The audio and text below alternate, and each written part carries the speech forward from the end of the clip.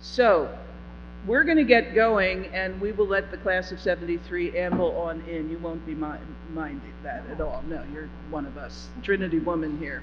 So, I am just so excited that Tekedra Mawakana was able to come all the way from San Francisco to join us. Yeah, isn't that great? Thank you, that is fabulous.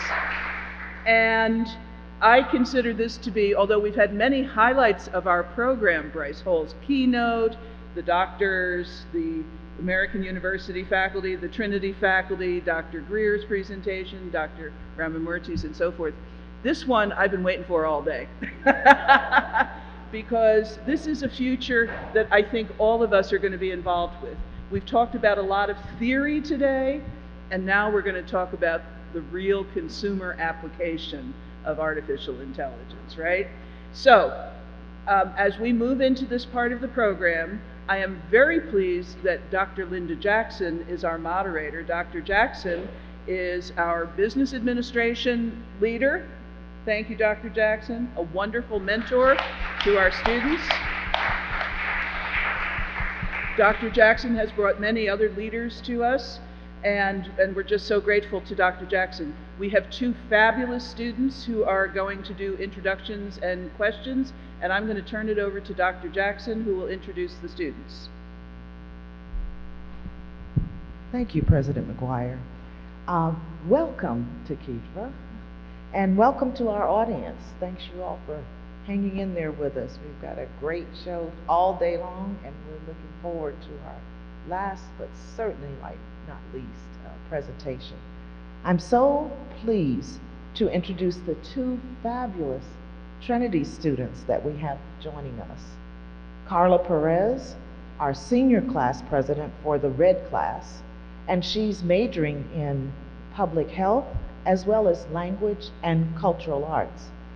Carla is also the president of our Butterfly Network, but what's most exciting is that she will be wearing her cap and gown tomorrow morning at our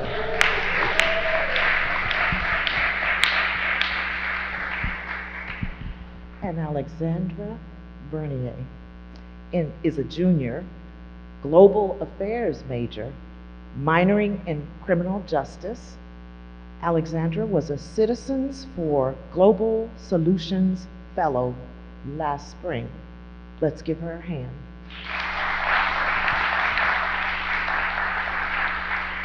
And now would you please introduce our honored guest? Yes, thank you so much for that introduction. It's a pleasure for me to be here and to introduce Tekedra. It's a great honor to introduce sister alumni and very accomplished corporate leader, Tekedra Mawakana. She is co-CEO of Waymo, which is a self-driving car company of parent company Alphabet. Many of us know it as Google. Tekedra is on the cutting edge of the revolution in transportation modalities. She has been recognized by Automotive News in 2020 as among the 100 leading women in North American auto industry, top 20 in 2020 influential women in mobility by Volog, and as one of the most influential black leaders in corporate America by Savoy magazine. She earned her BA in political science at Trinity and her law degree at Columbia. Welcome back to Trinity.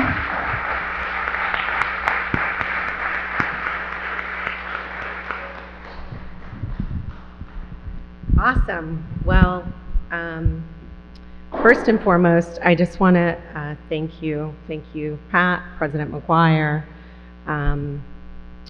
Being back at Trinity is really special to me. Not only did I go to college here, but I came back and served on the Board of Trustees at President McGuire's request, which was a real honor.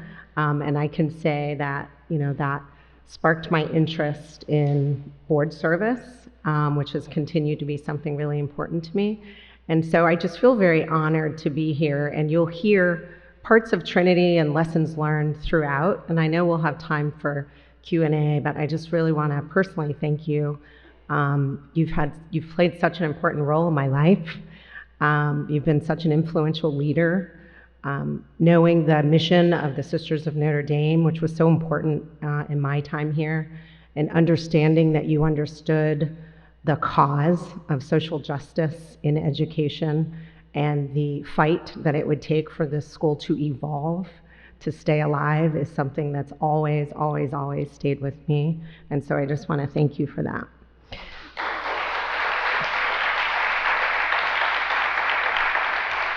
Okay, so I mean, how do you come back to your alma mater without like putting up a really embarrassing picture of yourself? So this is actually my graduation picture with my mom and my godmother. And so when I left Trinity, I studied law. I went on to Columbia Law School. But when I was at Trinity, I actually had the opportunity, thanks to President McGuire, to have an internship at Hallmark.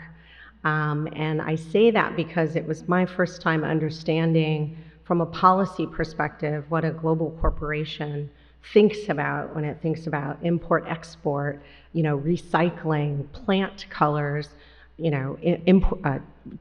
trade relations with China. Like, it was such an early glimpse as an intern into that. And so that's one of the sparks that happened for me when I was here at Trinity. I then went on to law school at Columbia, and while I was at Columbia, I decided that I wanted to focus on an area of the law where I could influence the policy landscape.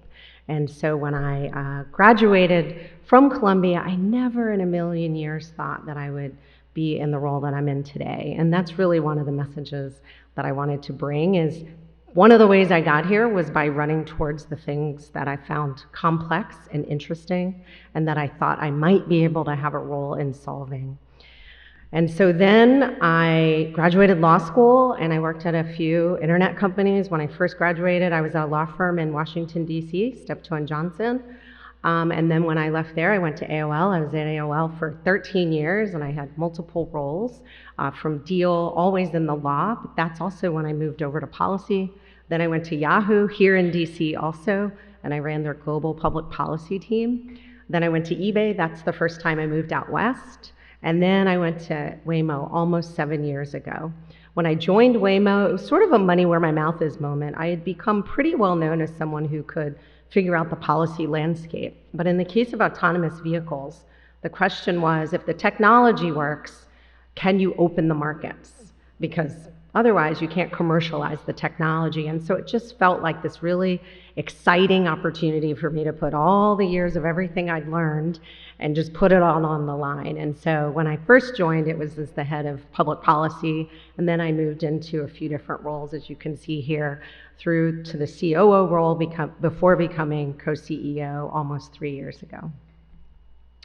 So one of the things I'm really excited, because you all are here talking about AI, and I appreciate the indulgence for a few moments to talk about my journey since being at Trinity, but really, like, autonomous vehicles are about taking this technology, AI, machine learning, and bringing it into the real world. And that's what's so exciting, is every day we have to figure out what is the safest way to deploy a technology that cannot be fully completed in a lab. You have to have real world experience, real world driving. And so that's some of what I'm going to take you all through today, is what that process looks like. And so our mission at Waymo is to build the world's most experienced driver. In order to do that, we have to focus on safety. It's foundational at our company. It's core to everything we do. It's the way we think about our actual mission. To make it safe and easy for people and things to get where they're going means we have to make sure that we're acting in a way that's safe first and foremost. And so our business model is that we build the Waymo Driver, and I'll talk to you a little more about what the Waymo Driver entails. So we're not building cars, we build the Waymo Driver, which is a sensor suite, and we apply that to the vehicles. Why do we do that? Why, if we had the opportunity to do anything with AI and ML, are we tackling this problem?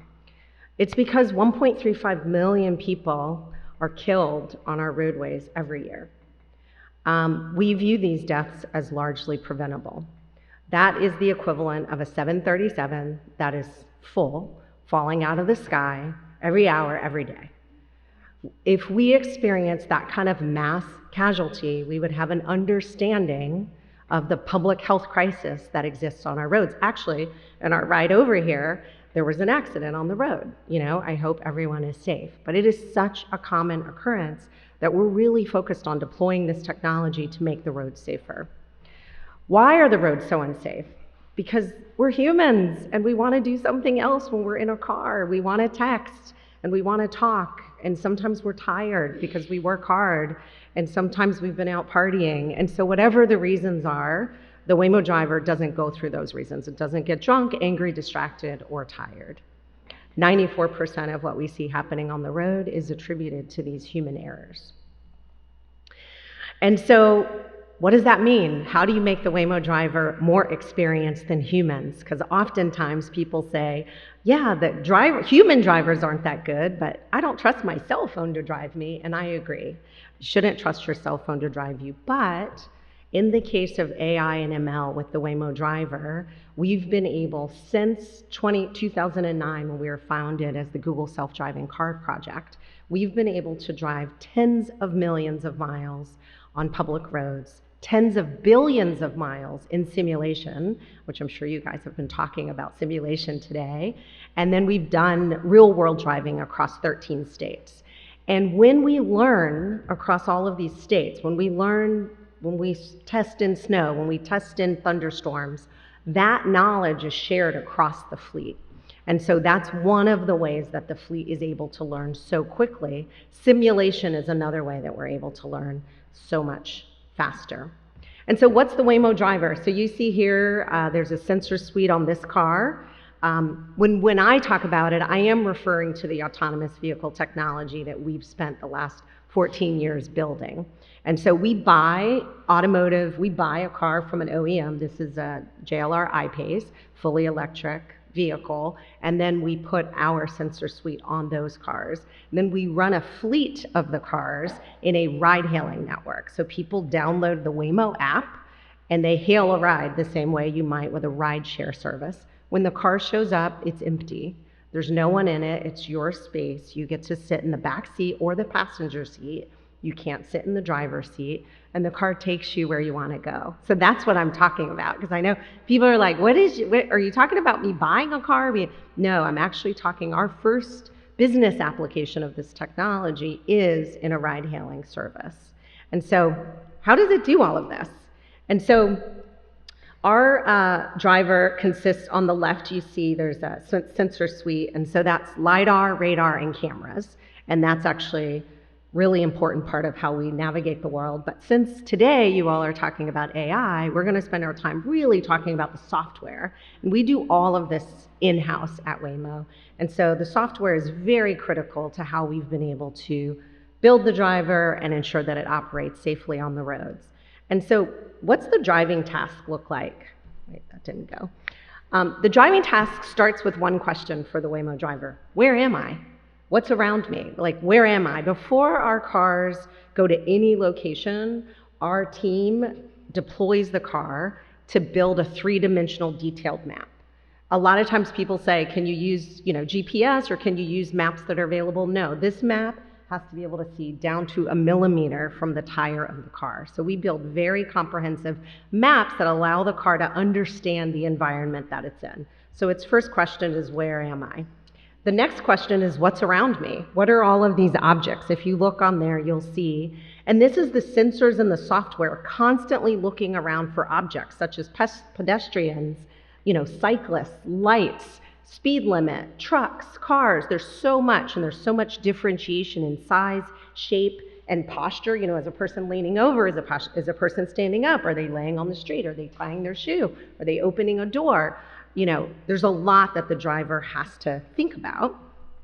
And then the next question is, okay, I know where I am and I know what's around me, but what's most likely to happen next? What are these objects and people? What's the speed they're going? How many feet are they from the intersection? At what speed? Is the light stop and go? So it's tens of thousands of decisions happening constantly for the most important question that the Waymo Driver has to answer, which is, what should I do?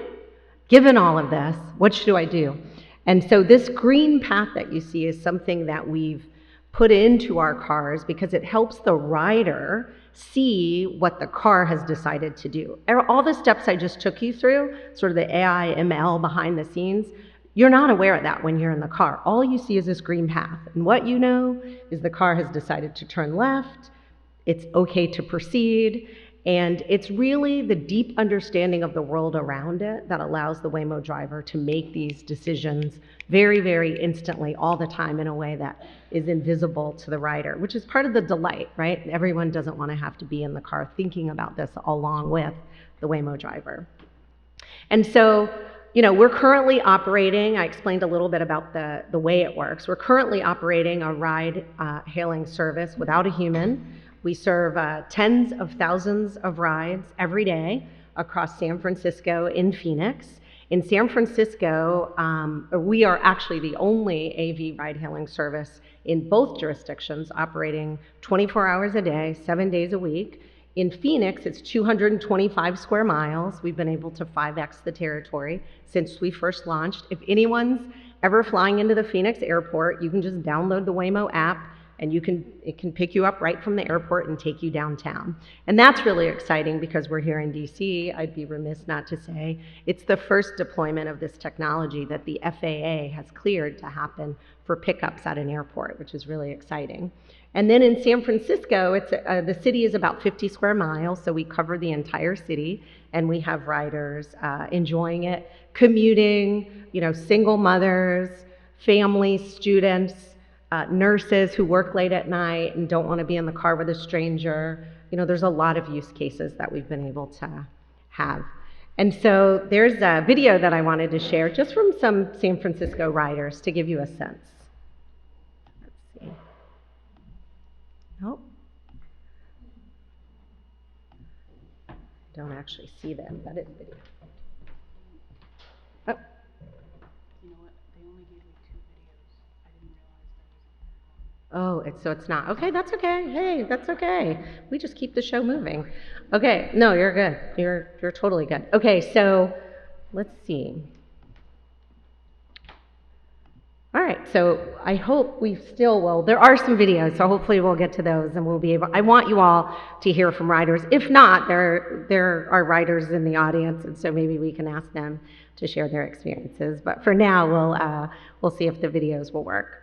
And so, why do I ride? Like, what's the benefit? When you first get in the vehicle, or one of the questions that people will sometimes ask me is, what's the big deal? Like, there's no driver. What's the big deal? One, it's safety, which I already talked about. But two, it's actually, one of the things we've learned working with vision impaired riders who've never had the ability to be fully independent and in a car alone, it's another level of independence. We have a rider named Max who lost his vision as a young child. And it was so sweet to hear his girlfriend say, like, he can kind of like take me out on dates now, right? Like, I don't always have to drive. And so this notion of like another level of independence, but also it's like getting into the car and being able to take a call and not have anyone else there and not have to talk cryptically and really, really be able to use the space. Also, it's delightful. There's this like real delight. You realize the future is really here. So anyway, we're also in LA, and we just in the last couple of weeks have launched in Santa Monica and Venice, which is going really well. And then we're focused on launching in Austin very soon. So this just gives you a sense of some of the markets that we're focused on. Oh, let's see. Yeah, so this is a little bit of gives you a sense of some of the community organizations that we engage with. So you can't just show up in a market and say, we're here, this is technology, trust us. So one of the things we've done is we've partnered with organizations who are also worried about road safety. And that's this is one of the groups that we brought together, which are cyclists in San Francisco. The number of vulnerable road user deaths went up substantially during COVID, even though people weren't on the roads. So there's a lot of concern in the cycling community about whether or not these vehicles will be able to share the road with them. And so we've been partnering with cycling communities in order to hear what they're worried about, and then teach them about the drivers. And this is one that we just had. It's really important to us also to partner with safety organizations, so National Safety Council, Mothers Against Drunk Driving. I mean, these are organizations that have been trying to make our roads safer for decades. And so we share their mission, they share our mission. It's just a very natural fit. And this also helps make sure that our focus on this technology isn't limited to a few people getting to benefit from it. That's not the goal. You know, that goal doesn't actually give us the chance to transform mobility and also have the greatest impact on society. So partnering with these organizations, epileptic children, as I said earlier, you know, there are 500 children who we've been able to interview in order to get information, or families who we've been able to interview to get feedback on independence that would be very beneficial to them. And then there are millions of people over the age of 40, I mean, I do have my reading glasses around here somewhere, who have some degree of vision impairment. And so making sure that as people age, there isn't the conversation about taking away your independence. It's just a conversation about another type of independence.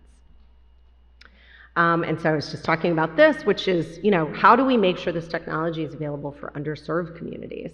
When we launched in San Francisco, we actually found different use cases that we thought would be most compelling, and we made sure that those riders were the earliest riders in our program, because it's easy to talk about, you know, serving underserved communities, but it's really important to be intentional in the rollout of the technology, making sure that the earliest adopters are the least likely adopters of the technology. And so whether that's been in Phoenix, we have the Foundation for Senior Living, you know, we've had some 70, 80-year-olds as our earliest riders who've been like really excited to hand over their keys. Like very excited. They're like, this is great. I never have to think about it. My family doesn't have to talk to me about it. So accessibility has been a cornerstone since we first started. And then, of course, I mentioned this before, but sustainability, you know, we all want to make sure we're doing our part with the planet. We are using fully electric vehicles. We also think that by having a fleet of them that are available for everyone in San Francisco in this case, and in Phoenix, and in all of our future markets means everyone doesn't have to own one. You know, electric vehicles are still expensive.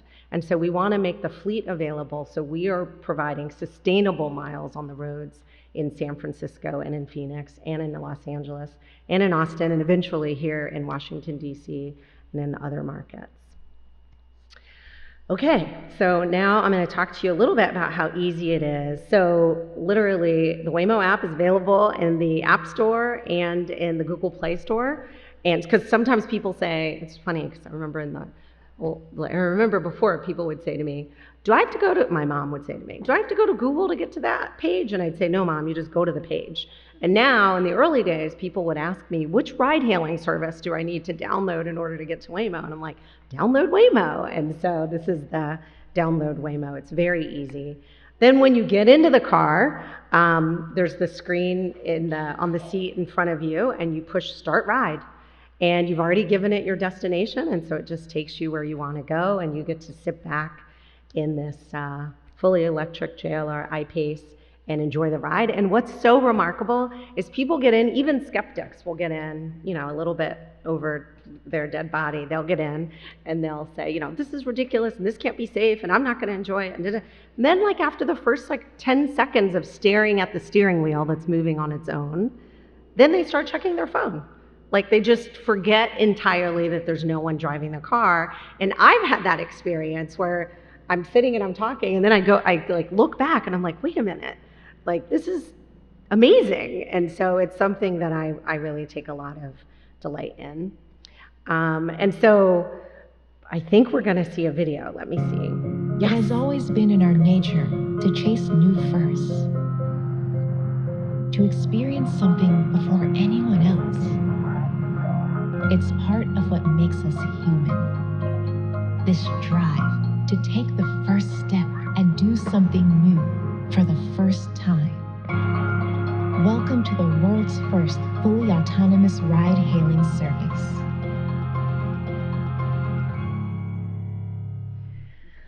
So fun. Thank you. So So thank you all for listening about Waymo and about my personal journey. I'm really excited to answer questions, and thank you again, Pat.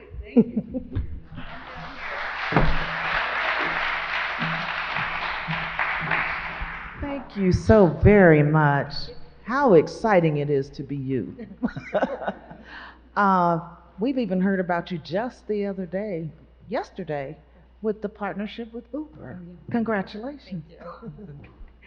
Um, we certainly want to ask you a few questions, but we're going to start with Lexi, and she's going to ask the first question. Your career is an amazing story for all today's Trinity's women to study. What can you tell us about how you were prepared to move into a new industry that you could not have imagined when you were a student? What lesson does your story have for today's students? Thank you. I love that question. And one of my advice pet peeves is when people talk about future focus with the benefit of hindsight as if it was a grand plan. So what I'm going to say to you is becoming the co-CEO of Waymo was not the grand plan. The grand plan, though, was learning how much learning motivated me, learning how much problems that are really hard to solve light me up, and staying in a place where I was willing all the time to make a decision that would require me to learn something new and maybe take a step that looked lateral or even back in order to have those experiences. And so I say my career, from when I left Trinity to when I went to law school to when I came out, has again and again and again not been a straight line, but it's been a series of decisions. You know, that's people say, how did you go from being a lawyer to a co-CEO? And I can't pretend like I drew a straight line or that I had a grand plan, but what I can tell you is I've learned so much about myself, so much about what I'm good at, what I like, what I don't like, what I'm not good at, by just being willing to step through to the next thing. And so to me, I was class president when I was at Trinity, and that's an example of something I'd never done. And so I think taking those risks here, finding your voice here, and then taking it with you and remembering it's the same as being in college. Like everyone's a little scared. Everyone's a little underprepared. Everyone's a little hopeful that it all works out. And so if you can just remember that we have that in common with each other, it makes it a lot easier. Thank you very much. Wow, that was terrific. There are just so many questions in my mind. I mean, you do have an amazing story to tell, and we're so excited that you're here. All of us are.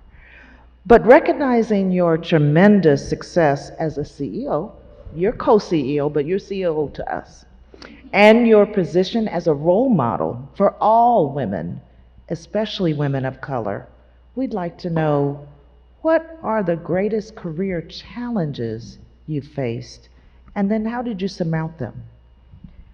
Yeah, I think one of the biggest challenges that I faced was realizing that it would be hard at times to figure out when I was facing a challenge that was completely based on me being a woman and a woman of color. Because situations are challenging for 1,000 reasons. And so it's taken a lot of like trusting my gut, you know. I just heard someone yesterday say some leaders lead with their head, some with their heart, and some with their gut. And I thought when she said that, oh, I think I'm someone who definitely leads with my gut. And in that case, I think in the specific issue that I was faced with, it was an opportunity to be promoted, and someone who didn't want me to be promoted, but didn't really have a basis for not wanting me to be promoted. And so I just went to the person who was ultimately going to make the decision, and I had a conversation about what the promotion requirements were and whether or not I satisfied them. And I did it for 2 reasons. One is so I knew if I wasn't chosen, I knew that I knew why, which was just important for me. But then two was also so he knew that I knew what the criteria were, because sometimes we think we know what the criteria is, but we don't have the conversation. And what I didn't want was to be in a situation where it was like, why didn't you ask? So I went and asked. And then I was told, and then I got the promotion. And the person who was sort of suggesting that I was underqualified or shouldn't get it, was really, really, really not happy. And the person who promoted me said to me that was completely inappropriate and unprofessional behavior. And so it just reminded me that these things can be scary and hard and intimidating. And if I didn't want it, maybe I wouldn't have done it. But the thing I was pushing myself is it doesn't matter if you want it. What matters is who comes behind you who might want it. And so I think sometimes, it's just like remembering that the opportunity is here. So take it and push. Well, you're And persevering. especially if you don't want it, because then you have nothing to lose. That's absolutely true. That's good for all of us. Reach out for what you want, and your perseverance. You wouldn't be here today if you weren't persevering. Thank Thank you. you. Thank you. And now I have a lot more questions, but I'd like to open it up to the audience and ask if any of you have any questions. I see a hand in the back.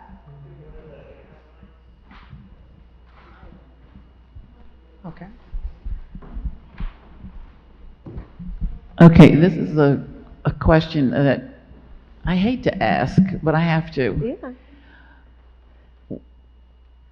Have there ever been accidents with the vehicles? And if so, do you know why and what happened? Yeah, I love that question. No, don't hate to ask that. I love that. Yeah, no, that's great. So we've driven about 5 million what we call rider-only miles, which is miles with no driver behind the seat, behind the wheel. We just published a paper with one of the world's largest reinsurers, Swiss Re, and in that paper it was almost 4 million RO miles, and we have had a lot of crashes where humans have crashed into us, distracted humans or whatever, but there have been no injuries. And in that paper, what they found, looking at 600,000 claims and 125 billion miles driven by humans, is that the Waymo Driver is a statistically significant improvement on the human driver. And so not only have we not had any injuries, we were able to reduce bodily injury claims 100% and property injury claims 76%. So most of our incidents that have happened have been human drivers running into us, either in motion or stationary, and there haven't been any injuries, and thank goodness, no fatalities.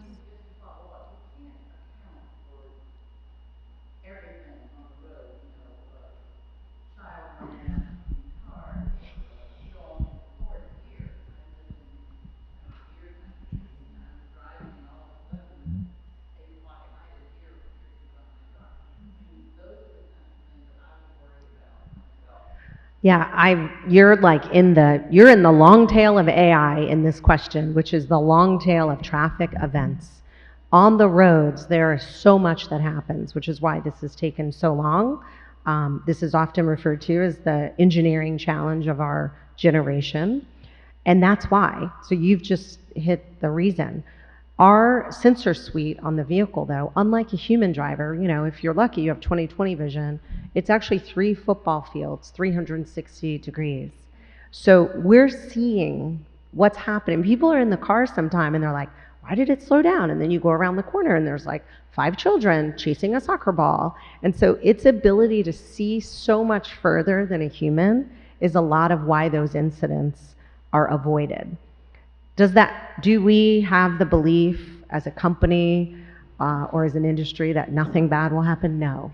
Of course, there will be occluded objects that will end up in the roadway, but that's the reason we've been able to have so much success on the roads, is because the technology is so much more capable than human, and we can only think about it as ourselves as the driver. It's really hard to think about it as the Waymo driver.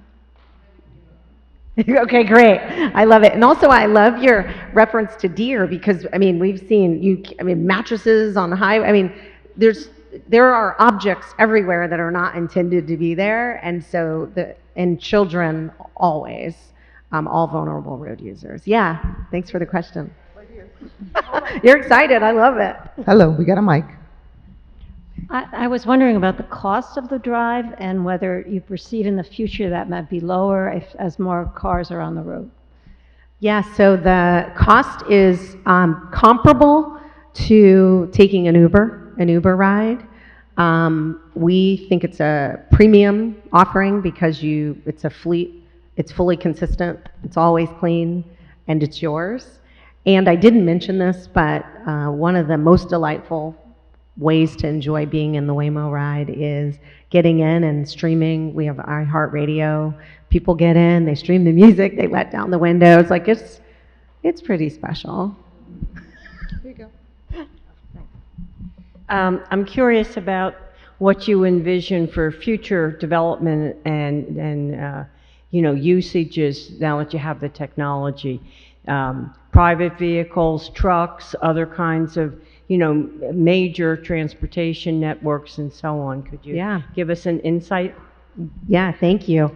Yes, so we are building a generalizable driver, which gets to the core of your question. And so our first application is ride hailing, but we also have done local delivery in San Francisco with the Safeway stores to learn, like, will customers come out of their buildings to retrieve the food or the groceries from the trunk? Because certainly a worker can put it in and the person can get it out. It's amazing. The answer is yes. People want to do that. They want to use an EV. They want to use this technology. We also, in order to build a fully autonomous car, you have to have redundancy in steering, braking, and compute power, because we normally, humans, are the redundant system in our cars. But if you remove the human driver, and so we have a partnership with Daimler Trucks for a Class 8 truck. And so we have tested long-haul trucking between Arizona and Texas and some routes in Texas. And so that's something we have an eye towards in the future. We've decided not to try to do everything at once, but that's something we're focused on. And then personal car ownership is the kind of last area that we focus on. And I say that because we're focused on making sure the driver's capable in the domains where we offer the ride-hailing service. But if you go buy a car, you want to make sure it can go wherever you want to go. And so we have ongoing conversations all the time with automotive companies who are very interested in making sure that, as right now they're sort of doing more driver assist, like lower levels of autonomy, like lane keep. But once this technology is available, they're interested in partnering too.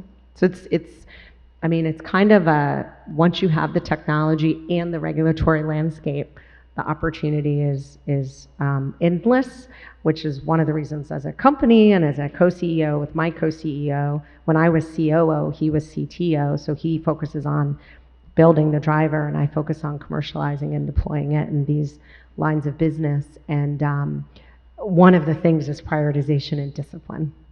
So you've just hit right on, right on. Big opportunity though, so thanks for that. It's on. Yeah.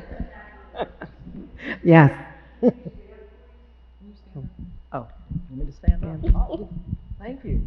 I'm really love what you said, particularly about your career, because the moderator mentioned persistence, but you really had courage to do that. So I think that's a very big part of that and a message to send to students.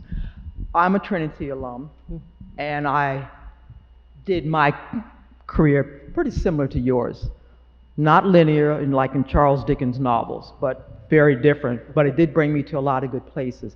Question I have has to do with, I was intrigued by your initial market of using people who had, let's say, vision issues. That's different. Look, we talk about equity, equality, inclusion. You're going into some new areas like Austin, Texas, which I'm very familiar with. San Francisco, I lived there for a while, very expensive, which is probably why I'm back here now.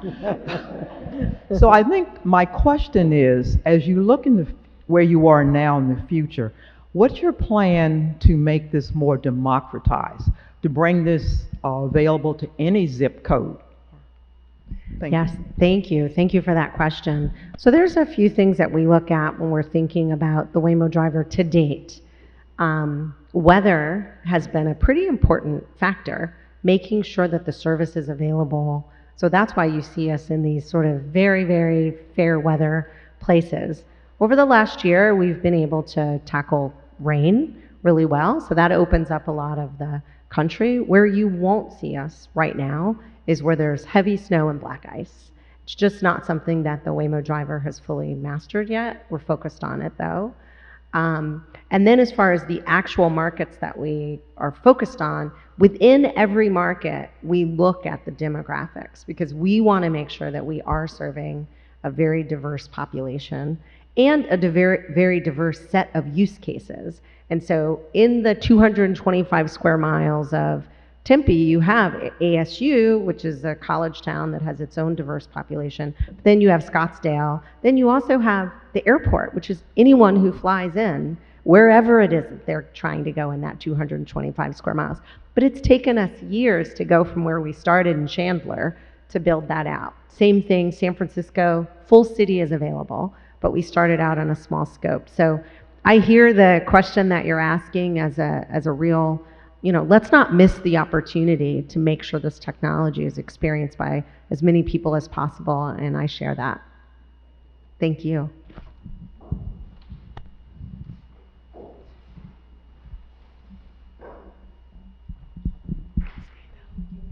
Hi. So my question is about sort of the aesthetic design of the Waymo car, because I know design is super important in the tech industry. And so I kind of wanted to know what was the design process for like the interior and the exterior of the car. And I also want to know how Waymo is looking to evolve it, maybe make some of those exterior things smaller as far as like the sensors go. Yeah. So that's my question. I love that. I love that. This is like fashion meets technology question. Yeah.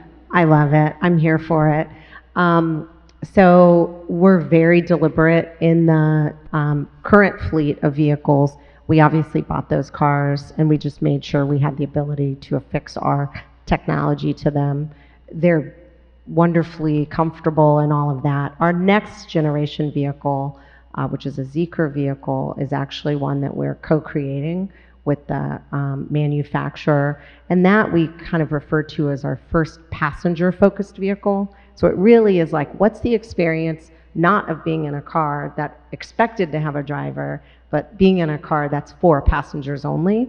But we do it within the bounds of the current regulatory framework because the laws, as is usually the case, haven't caught up with the technology. And so there isn't the ability to remove the steering wheel and turn the seats around and do FMVSS crash testing and all of that. That's, to me, like, I don't know, 10 years from now, that'll be the vehicle design and form factor. I mean, I've had people say to me, make it a yoga studio, like everyone wants to do yoga on their way to work and, dispense coffee in those things. And so, like, I don't know how many designs there will be in the future. I know that I've gotten really great ideas from people, but this is still about making sure we're doing something that's extraordinarily safe, that makes people feel familiar. That's really important. But to get to some of the nitty-gritty of your design question, we think about the material. So when we're building this new vehicle, we do post-load checks to make sure that you didn't leave something behind in the car, but making sure that it's durable and easy to clean and the fabrics don't hold on to odor and, all of those things, because there's no human there to sort of caretake the vehicle. And so we just have to think about what is the sustainable experience from one rider to another rider to another rider. On your question about sensors, so our current driver is the 5th generation Waymo Driver. We're constantly thinking about what's the sleeker next generation, lower cost, more capable version of this. And certainly when we get to the personal car ownership, you'll see the sensor suite be much smaller than it is today. Right now, it's kind of a signature of the fact that it's the early days of a nascent industry. And in our case, we really want to be transparent with communities we drive that we're here. So it's like, you can't miss us, with all of that. So thanks for that question. Can you stand up for us? Are we on time? Okay. I think you kind of touched on the question I was going to ask, but I see the experience right now as very privatized, right? So looking in the direction of like mass public transit, school buses, you know, we think about safety, Trinity, we need buses that need to take people here maybe late at night, 2, 3 a.m. in the morning from here to the metro stop. What type of direction is Waymo going when it comes to public transit? Yeah, we've not focused on, so the way the technology works is the form factor that you put our sensor suite on is the one that becomes capable of driving. And so as I mentioned, we've done, 5th generation driver, we've had multiple light duty vehicles. The way that we focused on public transit is in the early days in Arizona, we did a partnership with Valley Metro, which is their metro. And we did it to understand if we could help with the congestion in the city by transporting people from a sort of kiss and ride further out and not have to come as far into the city. That's an example where we really think about, can you move some of the congestion further out and append public transportation? Same thing, I mentioned the cyclists and some of the scooter riders. We think if people want to get around that way, and then when they want to go from point A to point B, but like with a suitcase, then call a Waymo. So we've really thought about it as multimodal, but not how do we do shuttle buses, how do we do school buses. Doesn't mean we won't in the future. It's just a very tricky early use case where we would need to know that as we went through the development that there was a market. And what we know is we're creating the market. So it's hard to imagine that a market emerging before we create it. Thank you. Hi, I've got a kind of a logistics question. As far as the Waymo company, I live outside of Phoenix, and so on my way to the airport the other night, as I got off the freeway approaching the airport parking area, I stopped at a red light, and in my periphery, I saw a little bit of a flash, and I thought at first it was an emergency vehicle, and I looked over, and it was the Waymo at the top just flashing. It was dark, I couldn't tell if anybody was in there or not, but when the light changed, we both went on. My question is, you say you can call them to the airport to pick you up and take you to whatever destination. If a car is empty, where is it going if it doesn't have a call? Where are they stored? Is it like a Roomba that they have a storage parking place somewhere? Or do they just, when they've dropped somebody off, where do they go? Do they stay there, wait for the next call, or? I love this question. It's we think a lot about how to make sure the cars are positioned in areas where there's a lot of demand. And so in the early days at Waymo, we did a partnership with Avis to use some of their parking facilities for our vehicles. And it's also because we think it's really important that this technology, you guys have spent all day thinking about AI, thinking about how it enables traditional industries versus just disrupts them. And so there are these industries that have capacity, charging capacity, et cetera, that we are interested in partnering with. And so this may be where it goes if it needs to have a charge. Hopefully the one you saw was on its way to pick up another rider because we are trying to have them being utilized most of the time.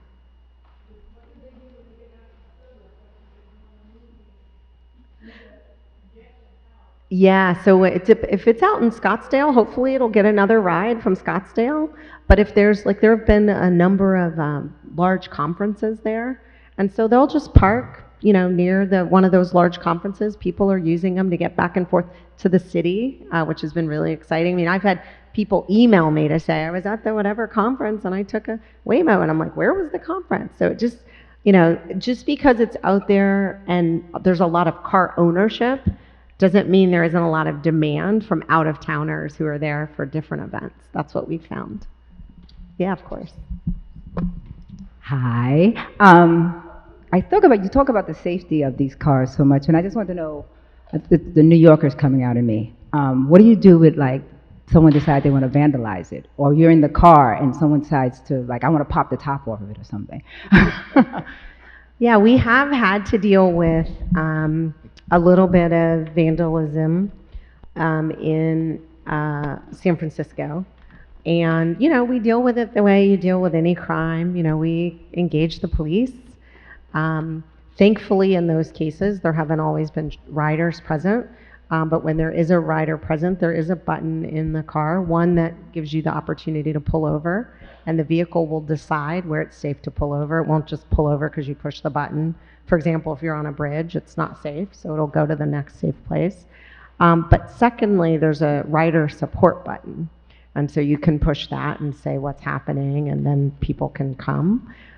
Thankfully, we haven't had, you know, it's scary because there is a man versus machine sort of mindset that I've had the chance to witness with these vehicles. Usually it's just, though, at a four-way stop, the Waymo driver got there first, and the human is always going to go.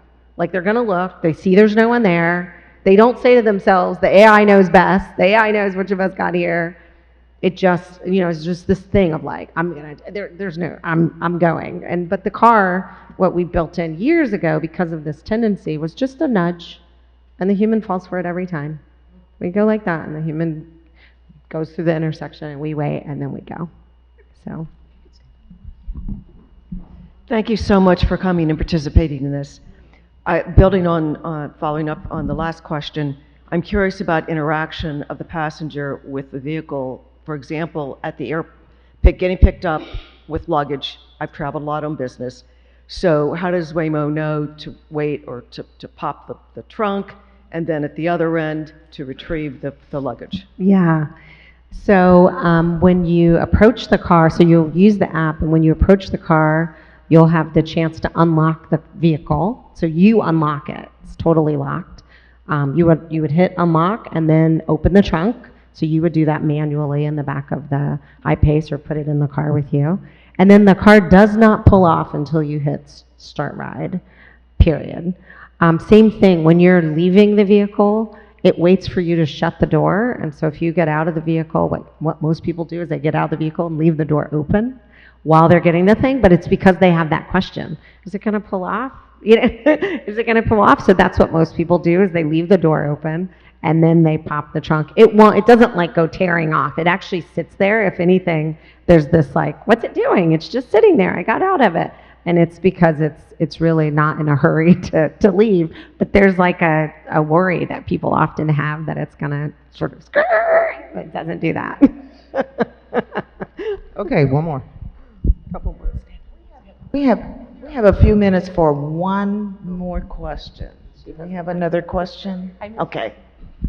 Hi, I have a quick question. In our previous panel, we talked about data, how ensuring that we have the most latest data and that the historic data may cloud the decisions of machine learning models.